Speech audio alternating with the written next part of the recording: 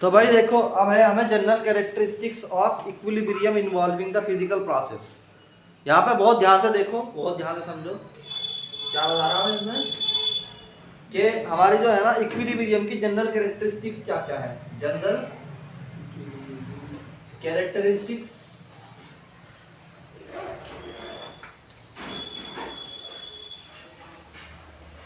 ठीक है नहीं है, जनरल कैरेक्टरिस्टिक्स ऑफ इक्विलिब्रियम। अब 1 घंटा जितना भी क्लास चल रही इतना बिल्कुल फोकस करके यहाँ पे ध्यान रखो। इक्विलिब्रियम इन्वॉल्विंग फिजिकल प्रोसेस, इसका मतलब क्या है कहने का, इन्वॉल्विंग फिजिकल प्रोसेस, इसका मतलब क्या है कहने का, सुनो ध्यान से। ये कह रहा है कि क्या क्या होता है जब, क्या क्या प्रोसेस में जो है कौन कौन से पॉइंट्स आते हैं जब इक्विलिब्रियम होता है। इक्विलिब्रियम मैंने तो बता रखा है कि forward reaction equal to reverse reaction, जितना रिएक्टेंट कन्वर्ट हो रहा है प्रोडक्ट में उतना ही प्रोडक्ट रिएक्टेंट में वापस आ रहा है। तो हम कहते हैं कि equilibrium is possible, equilibrium is possible only in closed system. पहली बात यह है कि ये सिर्फ क्लोज सिस्टम के अंदर ही पॉसिबल होता है, ओपन सिस्टम में नहीं होता। ठीक है नहीं है। दूसरा, rate of forward reaction,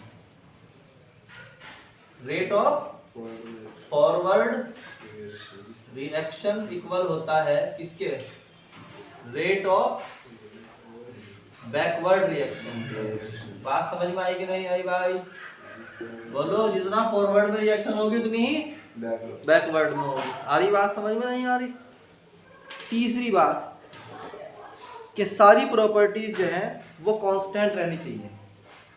all the measurable properties should be constant. कौन कौन सी होती है प्रॉपर्टीज में, टेम्परेचर, प्रेशर, ह्यूमिडिटी, ये सब क्या होना चाहिए।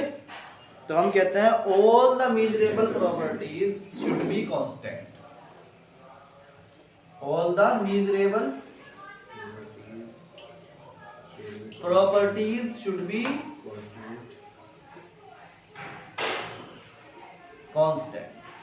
सारी की सारी मेजरेबल प्रॉपर्टी क्या होनी चाहिए, कांस्टेंट होनी चाहिए। नेक्स्ट,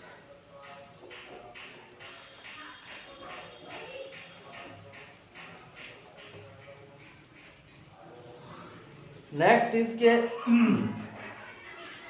ये 3 पॉइंट देखो, पहले समझ में आ रहेगा, आगे तीनों पॉइंट। उसके बाद वो कह रहा कि जब इक्विलिब्रियम अटेन हो जाए, when the equilibrium is attain, when equilibrium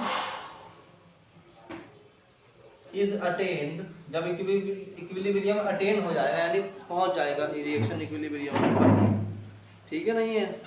for a physical process, for a physical process, physical process के लिए अगर क्या हो, अटेन हो जाए, ठीक, तो क्या होता है, it is characterised by the constant value, it is characterised, characterise का लिख सकते हो तुम CS by the constant value, by the constant value, कैसे, by the constant value of one of its parameter, one of its, किसी एक parameter पे कम से कम पूरा खराब कर रहा हूं मान लो।